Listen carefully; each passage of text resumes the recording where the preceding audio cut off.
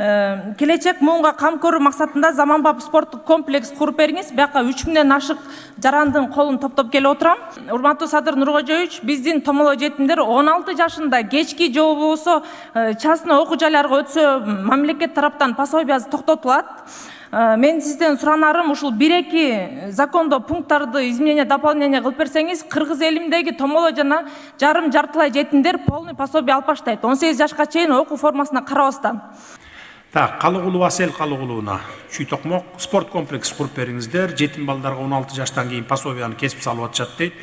Так, мыйзамдарга өзгөртүүгө жардам берсеңиз дейт. Томолой жетимдер 18 жаштан кийин бара турган жери жок. Министрлик муну карагыла могул, эмнеге пособияларды 16 жаштан кийин кесип атасыңар? Ошону карап чыгып, эгерде мыйзамда көрсөтүлгөн болсо, балким мыйзамды оңдойлу. Томолой жетимдерди окуп аткан мектептеринден кийин бүткөндөн кийин 18ге чыктың бар деп көчөгө чыгарып коебуз. Мына бүгүн дагы бар улам. Былтыртан бери биз долбоорун таап, булактарын таап, ишти баштап атабыз. Мына февраль, март айларында Ошто, анан Бишкекте 2 бийик кабат үйлөр курулат. Именно ошо 18ге чыккан жетим балдар үчүн. Аларга бекер берилбейт, аларга жашап турганга. 3 жыл жашайбы, 5 жыл жашайбы, 7-8 жыл жашайбы, ошол жерде жашап, анан качан окуусун бүтөбү, же бир үйлүү жайлуу болгондо анан таштап чыгып кетет, кийинкилери келип жашап тургандай кылып туруп, мамлекеттин эсебинен куруп беребиз деп 2 үйлү пландаштырып атабыз.